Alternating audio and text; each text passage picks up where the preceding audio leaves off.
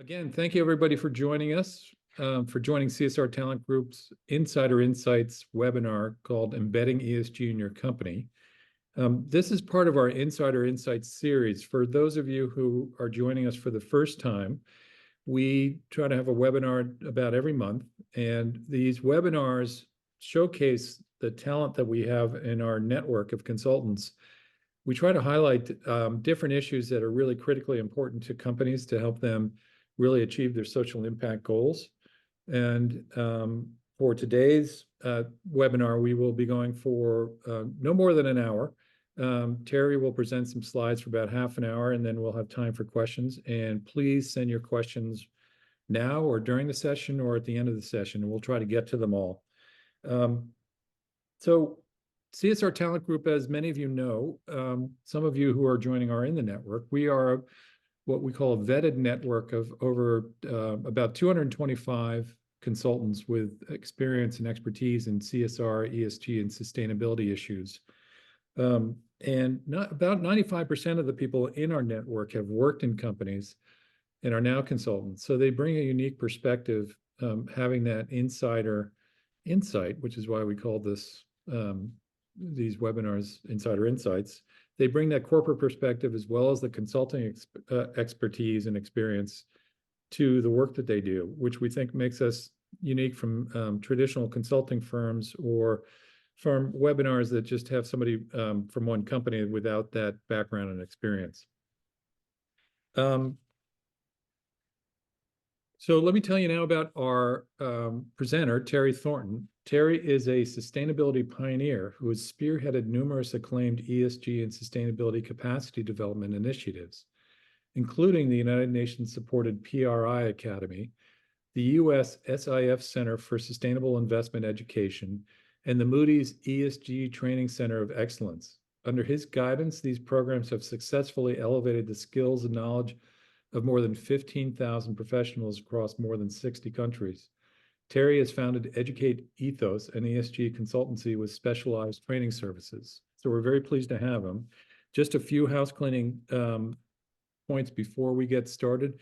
As I mentioned, please don't forget to submit any questions that you have during the session. We'll try to get to them. Also, we're recording the session. So for those of you who have colleagues who couldn't make it, or if you have to drop off early for whatever reason, we will put this recording on our website in the next couple of days. So we encourage you to tell others about this and let us know if you have any questions after the session, or if you want to connect with Terry or I. We'd be happy to talk to you. So Terry, let me hand it over to you. All right, thanks, Tom. And feel free to ask me questions yourself in addition to the audience, and I'm gonna ask you some questions along the way as well. So we'll have a nice, robust conversation full of questions. And I'll quickly go through what we'll cover. I won't get too deep into the weeds on what ESG is, but I'll cover enough to give some context. And then, we'll look at ESG through the perspective of different roles, and then we'll kind of finish up with, guidance and some strategies on embedding ESG. And one thing I did want to shout out, Tom, is the webinar you hosted back in December called Harnessing Your ESG Reporting in a Rapidly Changing Landscape. And I think it's actually a good companion webinar to this one, right? I think it might be a natural extension of it, So I wanted to shout that out. And do you know where folks might go back and look for that if they wanted to go check it out? Yes, that's on our website. csrtalentgroup.com, and if you have trouble finding it, just let me know. But it's under, I believe, resources now. Should be pretty easy to find, but please do let me know if you have trouble finding it. Yeah, I think it's wonderful in kind of understanding the complexities of the ESG landscape and definitely the new regulations that are coming out. So if that's of any interest, I would say definitely check it out. Thank you. And one stat I like to start off with, it surprises a lot of people, but at the same time doesn't surprise a lot of people. And that over the past 10 years, over 3,000 terms were used related to ESG or used interchangeably with ESG in company public documents, right? So what that tells you is that a lot of companies feel like ESG is subjective, right? There's different terminology, less standardization. That is changing. There are a lot of great groups out there right now trying to help standardize things, and regulations are going to attempt that as well. But at the moment, companies are kind of feeling a little lost, in this ESG uh, um, world. And I was just reading yesterday that the number of times ESG is mentioned in investor calls and in reports has drastically dropped just because of the pushback on the term. So mhm. Yeah, but and I'll get into this. It's still there. It's just a different name, right? And we'll talk about, we'll cover what ESG is, and right here, what you'll see is this is a collection of questions I get from companies all the time, right? What is ESG? Is it threats? Is it opportunities? Is it risks? Is it compliance? And, I kind of laugh when I get these questions and I just say, yes, you know, it's any of it, it's all of it, right? So if it can be any and all, and there are 3,000 words that you can ascribe to it, how do you make sense of that, right? And if you're, to the topic at hand, right? If you're an employee, how does all this ESG stuff affect me? Like, how does it affect my role, right? What does it have to do with me, whether I'm in sales, finance, marketing, et cetera? Um, and to truly embed ESG into your company, companies have to have their employees understand how ESG matters to their role, going a level up, connecting that to ESG relevancy for the company, and then going a step further, ESG relevancy to the world at large, right? Building that connective tissue is where the real work needs to happen. And before we actually jump into tackling that question, embedding ESG, I wanted to check with you, Tom. You work with a lot of companies, right? Does this drive, this confusion, is it something you hear as well, right, from companies when they're asking like what ESG is? absolutely. We have a number of companies that are somewhat new in their ESG journey. So we spend a lot of time upfront helping them think through exactly what they're looking for. Frankly, putting aside the term for a second, it's more about what are the key issues they really have to address. Do we Mm-hmm. call it ESG? Do we call it something else? But yeah, we try to get past the term because a lot of the people we work with, frankly, are fairly new to this, and they've got senior leaders who know very little about it, but are pushing them Mm-hmm. around the issues of ESG.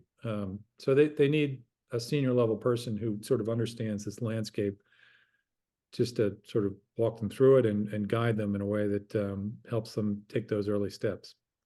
Yeah, and a framework, or a way of thinking that kind of cuts through all that noise about what ESG is, what it isn't, is going to be helpful, right? So I'll get into one framework that I found that works for a lot of clients and a lot of companies, and that's looking at ESG through a stakeholder lens, right? Yeah. And I usually start off with business as usual. Like, what does that mean, right? A company has its traditional stakeholders, right? And they're used to having and maintaining a relationship with these traditional stakeholders, customers on the revenue side, suppliers, employees, various other costs around, the loss side, the expense side. And historically, companies did not have to account for any impacts outside of these traditional stakeholders, right? These other stakeholders where there could be negative impacts, right? Might hear the term negative externality, right? Air pollution, labor exploitation, waste generation. There are things that uh, companies do that might affect stakeholders that they, don't really, or maybe historically never really engaged with, right? And what's happening is that those stakeholders that may have historically been impacted by these negative externalities are now in turn affecting the company, right? Driven by big data, social media, urgency around global warming. There are hundreds of issues. You have these stakeholder groups, advocacy groups, community groups, reporting frameworks, SASB, GRI, PRI, a lot of acronyms. for companies to learn and get used to. And companies are now having to account for these new stakeholders for one reason or another, right? But that effect doesn't just stop there. The new stakeholders are also changing the expectations and relationships of the traditional stakeholder relationship, right? I'll give us some examples. Customers are now factoring in company reputation in their purchasing decision, right? How is the company affecting these other stakeholders? Are they doing it in a negative way? Employees, right? Also, beyond the traditional salary and benefit relationship, are now looking at, okay, company reputation matters to me too, right? I want pride of where I work, and if they're hurting communities that I may be a part of, or these other stakeholder groups getting bad press, do I want to be a part of this company, right? Owners, investors, right? Factoring in these new relationships into their investment decisions, right? The ESG data, right? The impacts that the company is having on these stakeholders, whether it's value based from the investor or they just think it's good business, and there's increasingly evidence for that, right? It's good business to understand these impacts because it eventually, over the long term, does affect the bottom line, right? So each of these considerations, new considerations, were things that weren't at play, a while ago, and now they're increasingly becoming at play.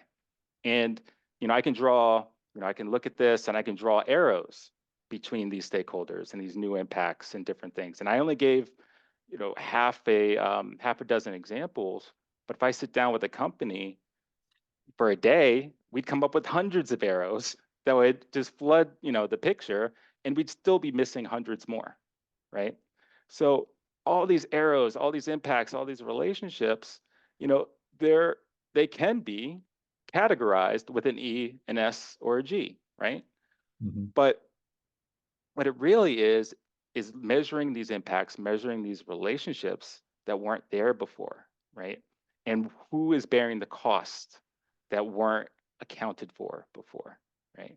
And when you ask, someone, what does ESG mean to you? It's going to be heavily influenced by where you are in this stakeholder ecosystem, right? Because you have bias towards the relationships and the impacts that are affecting your group. And that's what you're going to think ESG is. So you can see why we have 3,000 terms, right? You can see why it's very subjective, right? That people feel it's very subjective, right? And you can ascribe to it whatever you want, right? So that's why we get into this anti-ESG backlash, right? You can ascribe to this big thing whatever you want it to be, right? But what it really comes down to is these relationships and the costs associated with them and the data associated with them and how that's used. That's it, right? And you can put for any company hundreds, maybe thousands of new arrows covering everything, and it's confusing. And from a top-down approach, it would be confusing, right? Like, how can a company take into account all these relationships, right? And it's a tall task. It might be an impossible one.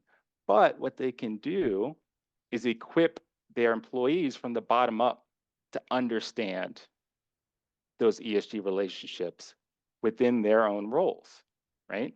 So these folks are the front lines of those arrows. They're the front lines of those relationships, those impacts, right? So they're the ones that are equipped to maintain, collect data, maintain, and make sure that the company is covered with those relationships, right? So it really takes a role-specific approach, right, from the bottom up. So if ESG really is embedded by role, something I like to call preventable surprises get prevented, right? Because at the top, from a top-down approach, you're not going to have insight. You're not going to have visibility into all these impacts that happen all throughout your company, particularly when you're working in different regions, right? You can get into, if you are working in Europe and you have CSRD, requirements or cultural requirements wherever you are, it's really hard to get an insight on all these impacts and all these relationships, but you can equip the people that are doing the work. Yeah, Tom. So Terry, you'll probably get to this, but given that people may be a little overwhelmed by what you're telling them right now, that there's so many different groups and so many different terms, and obviously Mhm. a lot of large companies are very complex. Is one of your first steps going into a company and helping them just create that understanding of the map of what they need to do Mhm. to embed ESG, and then helping them think through the priorities of which groups make the most sense to work with at the beginning, so they don't feel like this is such a Mhm. massive undertaking that it's hard to do. Exactly right. Yeah, you hit it on the nose. Exactly right. It's prioritizing, right? You're not going to hit every group, right? And it's also depending on your industry, right? The mining industry is going to have different stakeholders and different priorities than the consulting industry, than a Deloitte would, right? So it's Yeah. understanding and prioritizing the groups that you're going to be interacting with and judged on, whether judged regulatory wise, judged public perception wise. Um, there's a lot of visibility and insight into these relationships and data associated with that that you kind of have to be at least be aware of, right? So that prioritization. And another thing I like to do, Tom, is show the company. Actually, this will resonate with you and any other consultant. The top two questions I always get, right? Number one of them is always, what is another company doing? Mhm. What are other people doing, right? What are we doing, right? So what I like to do is show this is what a good ESG report looks like, right? And coming up, and what I'm working on is what does a good CSRD in Europe report look like, right? Or what's coming up with the SEC? What does a good report look like? What does a mediocre report look like? What are you able to produce? Is it on one end of the spectrum? Is it on the other? And then we identify those gaps, like where are the gaps, and kind of working backwards, right? So it's really, it is overwhelming. That's why I don't throw all these arrows and things on here, because it'd be a mess, right? But it really is about, like you said, prioritizing, but then also finding and utilizing tools through the noise to what really matters to you. If that makes sense. Yep. Thank you. And for the company sustainability journey, so what does embedding ESG across the company kind of look like? Um, I just noticed this. We talked about this before. I'm currently in London. I'm an American, but I'm currently in London, and I'm code switching between the two versions of English. So right there, you'll see legal license and public license spelled a little different. And you might catch some other cases as well. But what you'll see is, that must do, the legal license, the minimum. If there's a regulatory requirement, we'll check the boxes. Um, on this for sustainability, it's really sustainability skills, embedding skills just enough to report, right? On the expected to do, it's really very reactionary, right? These new stakeholders that are coming up with new expectations, how do we react and satisfy any new expectations that kind of come up, in retrospect? And then when you get into the smart and visionary, it's really identifying, and we talked a little bit about this already, identifying the groups that will have a material impact on the business, and proactively engaging and making sure that there's visibility and expectations are met, right? And getting good data from that so you can produce, so you can talk about it, right? So good data is really essential. When you go down this pyramid, you're not going to get great data. And what folks in advocacy groups and new stakeholders are going to do, they're going to take the new regulatory data that comes out. They're going to take your data, they're going to take your competitors' data, any other data, put them side by side and say, okay, we're going to make a story here. We're going to make a narrative here.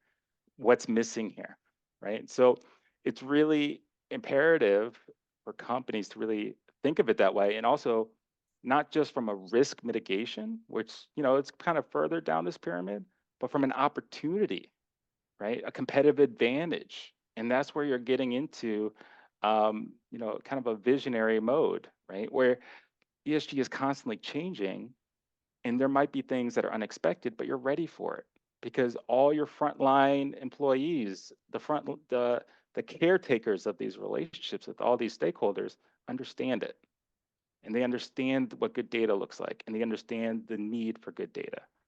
So I put this out there, when I talk to, a client, we map out like, where are you on here, right?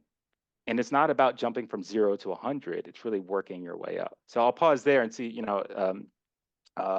if this jives with, the engagements you've been having with companies and their sustainability journey, because you mentioned that before, the sustainability journey. Yeah, I think that's right. And I guess one natural question is that, and this goes back to your different stakeholders. Um, I know you're talking about the overall company when you look at this pyramid, but I would imagine this is true in a lot of companies, is that there are certain departments, certain individuals, certain groups that are higher up in the pyramid versus others. Leadership may be very visionary and strategic, but employees may not understand what that vision or that strategy is. So I'm hoping you can get into that a little bit. It's just when we talk about embedding, how do we assess how embedded it is? Because given a large Mm-hmm. company with 50 to 100,000 employees, you can imagine that even in some Mm-hmm. countries, this pyramid could look different than what it looks like in another country. Yep. And I will get into that. And I'll preface this as saying, I'm also going to be jumping into learning theory a little bit, Yep. training theory. And what I hope, not just for ESG, but folks might get some insights beyond ESG training, but just in training in general, right? Because what we're talking about is building that connective tissue and having it stick, learning retention, using it, right? So Yep. I'll jump ahead and, what does embedding ESG with employees actually look like, right? And I like to say this, and I talk with my hands a lot because actually I know American Sign Language, and I talk with my hands a lot. And so when you go to work, you are in this headspace for every employee at the business as usual headspace. I have my email, I have my KPIs, deadline, projects, I have things I need to get done and I need to do, right? But traditional training is often outside that headspace. It's somewhere else, right? The new skills that might help you, the new content, it's somewhere else, right?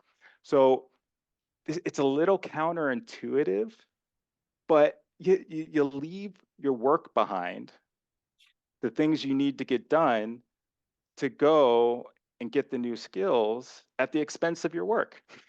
So your work kind of suffers while you go over to get the new skills to bring it back, right?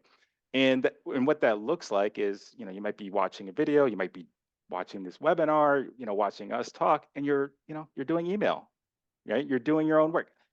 It's natural, right?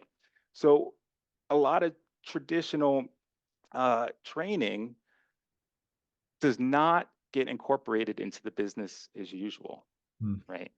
And when you don't incorporate it into business as usual, content gets lost for a variety of reasons, right?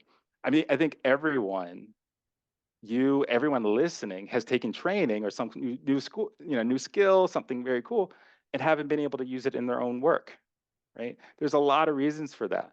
One is if the content is generic, having the to translate that generic content meant for a wide variety of folks into something that matters for you. And that takes headspace, that takes time, that takes effort, right?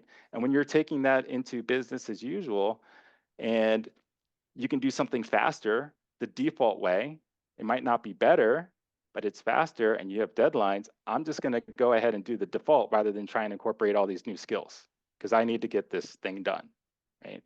Or if you don't use it very often, right there it says 90% of retention is lost when you don't use something within 5 days, right? So I'm constantly rewatching the same YouTube videos on how to do something in my house if I have to do it like every month or so, because it doesn't stick, it doesn't retain, right? So it's not relevant to my everyday activity. So that's the challenge in terms of ESG, is making it relevant to each person's role, whether it's marketing, IT, accounting, and so on, right?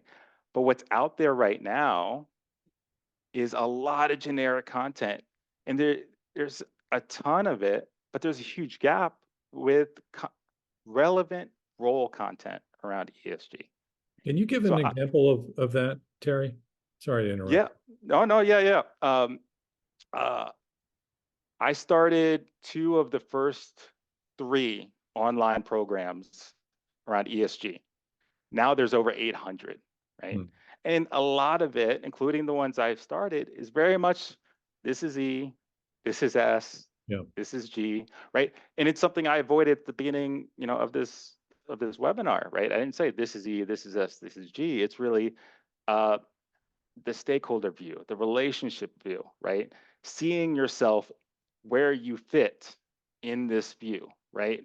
In those interactions, right? And not saying this is E, this is S, this is G, and then having you take it back and try and figure out what that means for you, right?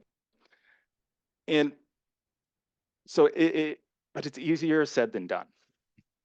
It is difficult and more intensive to do it that way. That's why a lot of traditional training doesn't do it that way. That's why tailored training is more expensive than off the shelf training, right? But there is, when you look at it from a role perspective, there are scalabilities there, right? Every company, no matter how large or small, has the sales team, has the marketing team, has the HR team, and um, they all generally need the same kind of ESG content. And for smaller companies, it might be one person fulfilling several of those roles, right? It's not, entire teams, but there's still that, you know, for businesses, there's still those capabilities in whatever format in every business, right? So it So looks like, when yeah. you're training an HR department or a marketing department, you beforehand, you're working with somebody to think through exactly what these Hmm. teams need to be thinking about every day as it relates to ESG. Exactly. Okay. Exactly. And that goes back to what you were saying about that connectivity between leadership and employees, right? Leadership might be saying one thing, but the employees, it's not registering, right? And it's really building that connective tissue. This, ESG is relevant to my role for this reason. That connects to the goals of the company itself. And that connects to this legislation. That connects to this community. That connects to, this thought piece, right? Seeing those connections and having an understanding where that fits in. And that doesn't require being an ESG expert. It just requires an understanding of these new expectations that might be arising in your role. And I'll give you some examples, right? So these are just, examples I've used with clients. And there's, this is just a sample, but there are many other role specific questions that, you could possibly get into. For sales, what are customer ESG expectations? All the time I get from sales teams I work with, I got this customer that read some headline around ESG and then asked me about it. And then I'm supposed to have some kind of answer, right? So for that salesperson, it's not about having that right answer, but really understanding the expectations in those relationships and having an understanding what the company is doing about it to be able to answer that thoughtfully, right? For IT, and I love this example because you don't see this in a lot of generic content because it doesn't apply to everyone. Data security. It's a big S issue, right? Cybersecurity, privacy, right? But it's not in a lot of generic ESG education that tries to cast a large net, but it matters to IT. So if IT sees this, yes, this is important. Oh, it's an ESG issue? Ah, okay. That makes, it makes sense to them, but not to, maybe any other group here, right? Marketing, marketing is getting a bit of, depending on where you are in the world, a bit of compliance and legal education now, right? Greenwashing, right? Getting in trouble for saying you do things that you don't do, right? So And again, you'll see across all these examples the word relationship. There are new impacts and relationships that different roles are encountering, and they may already have been encountering them for years. They just didn't know it was ESG, right? So it's really understanding that. And again, this is going into their work and what matters to them. HR, DE&I, and ESG, finance, ESG performance, financial performance. So these are just examples, but you come up with dozens more that are very specific to these different capabilities. So when we've got a number of consultants listening in today, and I can imagine that, when they're doing an ESG strategy for a company, this is what they need to be breaking down. Obviously, they do a materiality assessment, they identify issues, and then those issues are relevant to specific departments. So is that the time that you come in too to help them think through an implementation plan for that strategy? I mean, do you work with strategic planners to help them think through the training and the implementation and the embedding part? Yes. And but most often it's trying to get companies away from, and this is totally understandable why they do it this way that I'm about to explain. They just say, here's one group, right? You're in charge of ESG, right? Whether it's the CSR team, sustainability team, could be an ESG team. I've even seen HR, you're in charge of ESG, right? And what happens is that these folks have to run around the company, run to different offices, run up and down floors, whatever they have to do, hat in hand, begging different roles, different capabilities for data to put in an ESG report, right? Because the other employees that they're engaging with don't see the relevancy of this data for their data because it's not in their BAU, right? It's not in their KPIs, it's not in their understanding, and it becomes something extra they have to do. I have to provide this data. It's at the bottom of my priority list. I got my deadlines, I got my projects. I'll get to this if I get to it and then hand it over. And that makes the quality of the data suffer, right? So, and you see it with ESG folks, they're burning out. There are a lot of articles out there. I've talked to a lot of people. ESG folks are burning out right now because the scrutiny is going up, the need for data is going up, reporting requirements are going up, and they're just running around with no authority, right? They're running around begging for whatever scraps of data they can get to throw into, a report. So, when I work with companies, it's one of the challenges is to get away with assigning it to a specific group. But that's how a lot of business problems are solved, right? Oh, they're in charge of this. That's their group. They're in charge of this. But ESG is a company-wide thing. So, and companies aren't quite used to doing something company-wide. There's one group in charge of it, and they'll take care of it, right? So, often I kind of tell them, you might want to approach it like you approach compliance, right? The compliance training, things like that, where the whole company really has to have an understanding. And one of the factors I also tell any training company that wants to implement something is they have to really understand the motivation to learn from their employees, right? So I developed this. It's based off my daughter's science homework. She brought home Maslow's hierarchy of needs, if you remember that, Tom, way back primary school, where you can't move up to get new needs unless your base needs are met first. Food security, housing, family, community, so on. And you can't move on until each of these needs is met. And I applied this professional learning, right? If you cut away all the reasons people learn, like what are the real priorities? Like what drives them to take on a piece of learning, right? And on average, the average employee has 20 hours of professional development a year.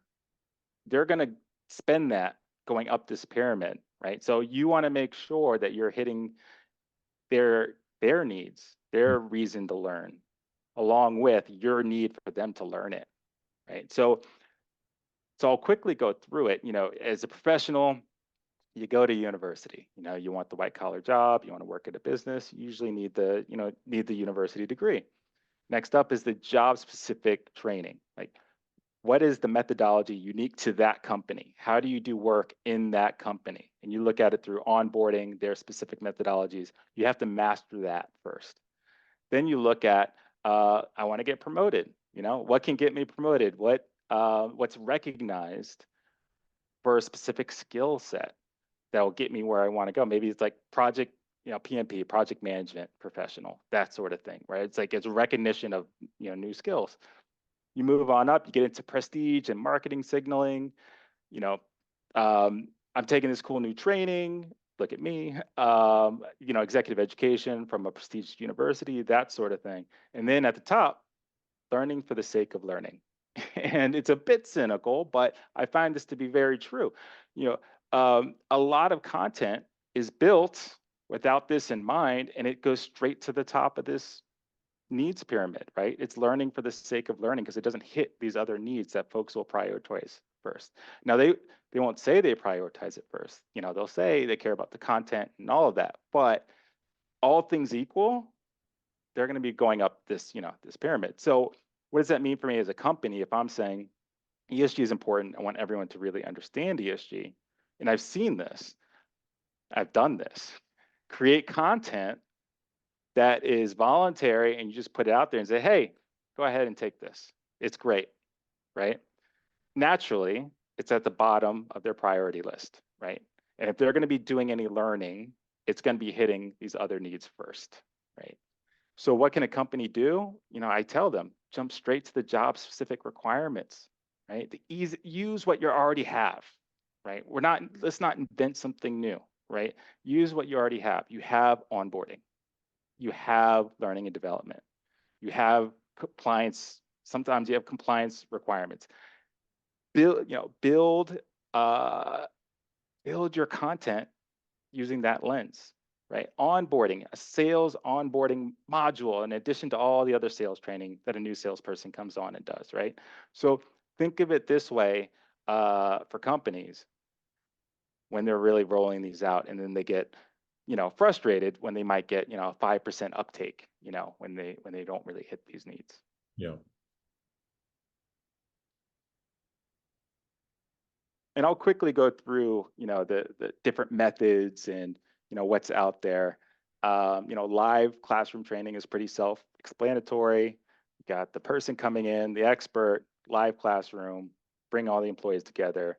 It's pretty dynamic, it's engaging, it's fun, but not really scalable, very time consuming. And other end of the spectrum, e-learning. That is for mass consumption, right? And it's going to be cost effective, but at the same time, pretty generic because you're casting a wide net, and then you have everything in between. And one thing around e-learning in particular, I do want to say, for anyone really looking at training, it's helpful to understand that e-learning is not recorded videos. They're used interchangeably. Anything with a screen in front of it might be called e-learning. Just know that there are different levels to it. Right? E-learning is really, you're engaging with the content, you're clicking, you're using it, learning retention is going to be higher than maybe a video where you have it on the back, have it on and you can do something else, right? So, kind of like ESG, where there's a lot of interchangeable terms, online learning, e-learning, videos, whatever you're looking at a program, whatever you're looking at, just look at that interactivity. And if that matters to you, and it should, what level of interactivity is there when a company or someone is saying something's e-learning? What's trending? You might hear around micro learning, right? Bite-sized learning, trying to do away a little bit with the sit-down 3-hour online learning course. It's, I need one piece of information, I'll go get it, quick video, TikTok-like, just go grab it, get it, and move on.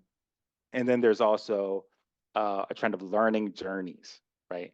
Where it's a collection of skills put together to get you from point A to point B. So typically, learning a new role or a brand new set of skills, like to become a manager, you need a different kinds of skills, and they put you on the learning journey to capture everything you need from beginning to end, right? So I've seen all of these around ESG as well, right?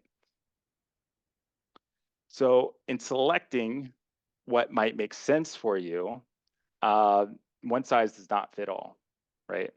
When you look at learning new skills, beginners or junior employees, mass learning is really effective, right? Things called like learning management systems, online learning, that e-learning I was talking about, mass consumption, they can sit down and take the same thing and get those basic skills. But as you move up, the expertise ladder, it's less about that and more about that direct engagement. You're not going to have a CEO of a company sit down and take, a 3-hour online course, right? What they need is direct interaction with another expert to talk about their specific needs around their company. And also not just, an expert, but other leaders, right? This is why executive education actually works really well. You're in a room with other leaders with similar problems and you learn from each other as well. So that peer-to-peer is really important for leaders as well. So it's understanding the different, if I had another hour, another 2 hours, I would get really into all the different specific tools and, types of course delivery. But for now, I'll just say, understand the spectrum, understand the general needs for these different groups, and then do your research appropriately.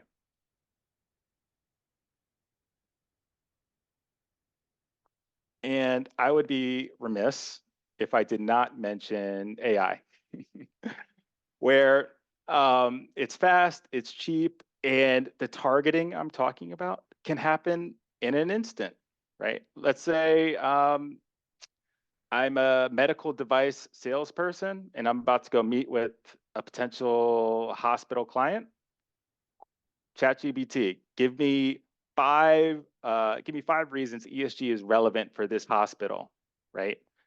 Give me five things to make me sound smart around ESG to a hospital around this product I'm selling, and you'll get something more tailored than you'd probably come up with yourself.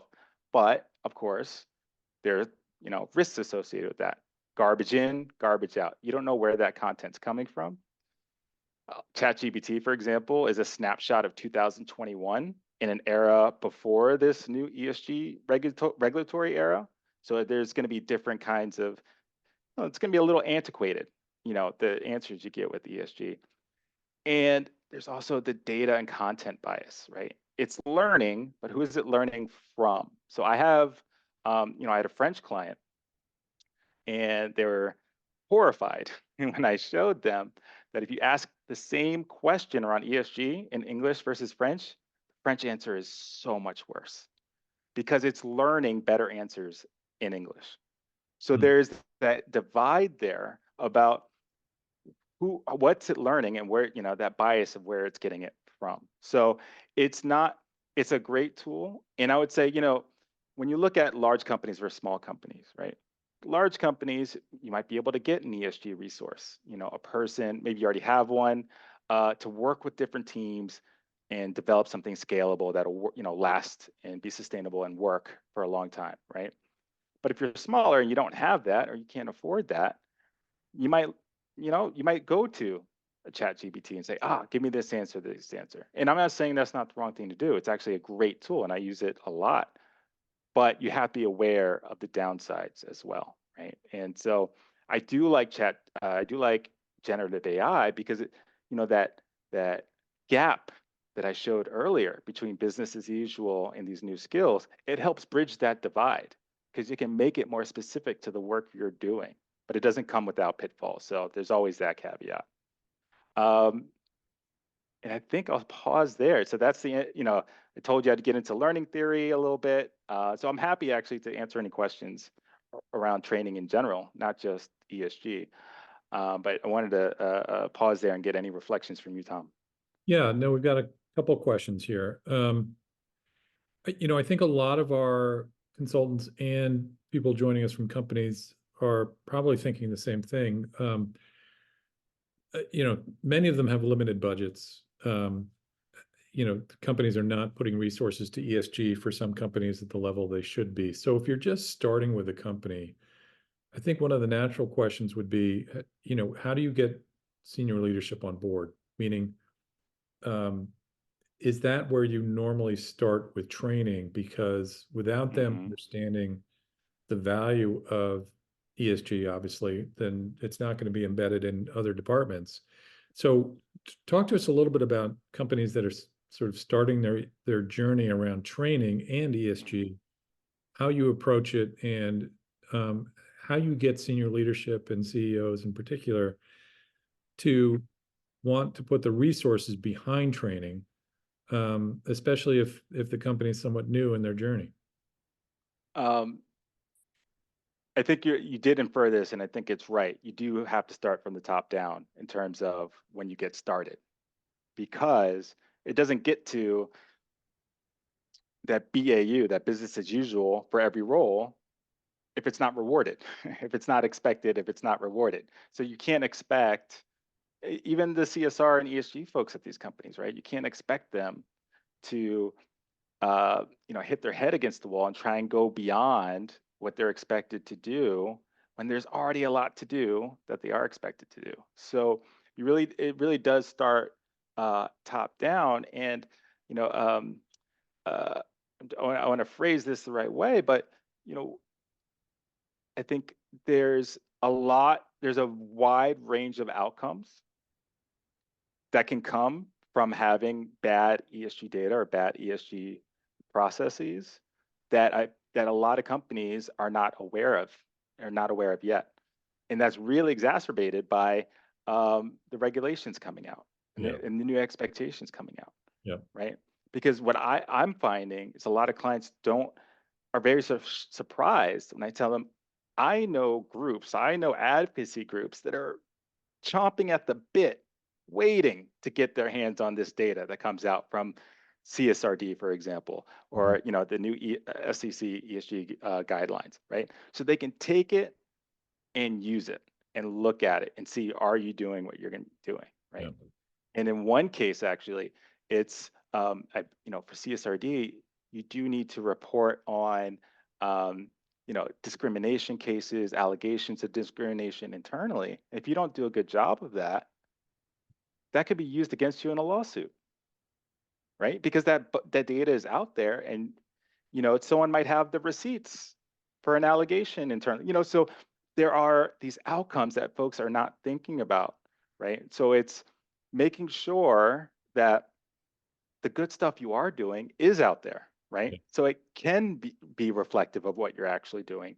But if you're not doing something, identifying that, again, going at the sustainability pyramid, getting out ahead of it, right? And not being reactive to it. So, a lot of my initial conversations go around that, start around, for you and your stakeholders, cutting through that noise of all the arrows, what are the risks there? And the regulation and the new data expectations that are coming out, are you prepared to meet that? yeah. No, that makes sense.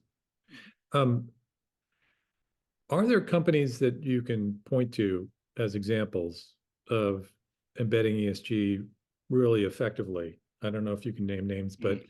or maybe a type of company or an industry where you're seeing them, really get behind this and engaging their employees and all their stakeholders in a way Mm. that's incredibly effective. Can you cite an example or two? Yeah, and actually, I can give a good, I would say, kind of indirect example where one of my clients, HR Rewired, they do fantastic work around collecting data or having tools to collect data around anti-racism in a company, right? How how well do you do around anti-racism? How do you stamp it out? You know, they have a lot of great metrics and a lot of great data. And when they hired Beyond, they wanted to understand a little bit more about, well, what ESG is. What does that have to do with this and DE&I and things like that? So um, what we did was, we went through you know, uh, uh, ESG process. Went through the relationships and went through what the CSRD is going to look like, right? And what companies can expect from regulation. And and and you look at it, S is really underdeveloped, right? Companies don't know how to report on S, right? Yeah. Investors, struggle to incorporate S into their investment, decisions when they're looking at ESG. But they have a ready-made solution for a lot of S data that would be very valuable if done correctly. And we talked about that. And we talked about how we talk to clients about that, how we talk to companies about that.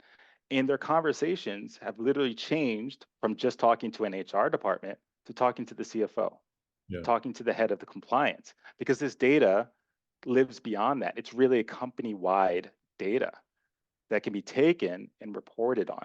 And this solves that ESG reporting challenge for that company, right?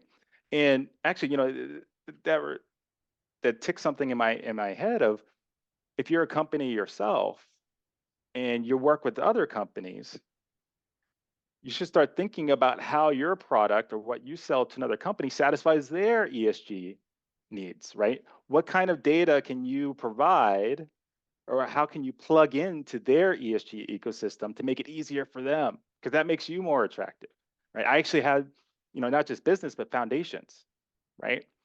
Foundations, they're getting grant money from companies, but a couple of foundations I worked with, we've turned that into, you work with us, here's the data of things that are going really well, how it affects the communities you're working in, and this is, you can report on this. Here it is, right? And solving that challenge for them. So being more interconnected to other companies through ESG Yeah. is a really smart, forward thinking strategy.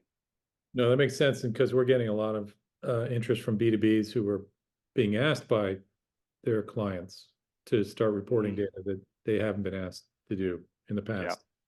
So there's a whole new world out there that needs your help. Um, I'm just curious, and this is sort of a related question. I've been in the space for a long time, and in the early days, it was the Patagonias and the Ben and Jerry's and the body Mm, shops, and there are a number of companies that I think you could sort of cite. I won't say their names now, but where the CEO or the leaders seem to be out front. Um, they're creating a culture around um, not just ESG, but corporate responsibility and the role of a company in society. And maybe this is an easy question to answer, but I would imagine those kinds of companies are much easier to build training programs around because at least individuals, employees are starting at a certain place. hmm And I've seen this in places too, like healthcare companies where there's sort of a social mission to begin with. Um, what I would imagine individuals in those companies would be embracing this more than, and I not to pick on an industry, but financial services where it may not be part of the core mission. Do you see that too in certain industries? Uh, yeah, absolutely. I mean, absolutely, right? It's easier to break into that BAU because it's Yeah, already kind of part of the BAU, right? It's already part of the culture. And I think that's where the challenge is. What does BAU, again, that means business as usual, mean for the employee that goes to work every day, right? And breaking through that to be a part of that is hard. It's very hard. But if there's already an opening there, it's much, much easier. And I like to actually, there's a learning example. You can extend that out to. There's a challenge in learning and development about lifelong learning, right? How do you deliver continuous learning, with a group, a platform, that sort of thing, that people can, continually learn and progress, uh, and so forth. And a lot of it's a new platform, right? And they haven't really worked, right? That's because people have to go to some, is there sign-on fatigue? There's yet another platform, that sort of thing. yeah, But what really works, and this is a personal anecdote, I have an executive education program I did 5 years ago. We started a WhatsApp group. We're still teaching each other now. There's over 5,000 messages. I use WhatsApp every day. That's my business as usual. And my that learning is delivered through something I use every day. And it's easier to use in that way, right? So, when you're talking about companies that have an easier time training versus not easier time training on particular subjects, it's really important to think about utilizing the tools that the folks are already using, Yeah. right? It Yeah. could be a Slack channel, right? And I've seen, I've been pushing this. Utilize a Slack channel to have, your CSR person or someone give updates, be available to chat to anyone around ESG issues that might affect their day to day, right? So it's just there, you're talking to chat on Slack every day anyway. Oh, here's an ESG person resource that I can talk to as well. Things like that, it's not traditional, but it works because these are the things we use. That's great, Terry. We just have a minute or two left. So I know people probably have to run to other meetings, so thank you for this. As I said in the beginning, we will be posting this on our website for anybody who wants to watch it again or send their colleagues to our website to watch it. We'd appreciate that. And I want to thank you, Terry. That was fantastic. I think it was very helpful for a lot of people, and I'm sure it's just the beginning of a conversation for many of them to think about how to embed training in their company or as a consultant, how they build it into some of their planning and processes that they're working with companies on already. So thank you everybody for joining. Really appreciate your time. Please reach out to me at CSR Talent Group or Terry Thornton through us. You can find Terry through us, and we hope to have you at our next webinar, which we think we'll be announcing soon. So thanks again, everybody. Thanks for joining us. We'll talk to you soon. Take care. Thanks, Tom. Thanks, Thank you, everyone. Terry. Bye-bye.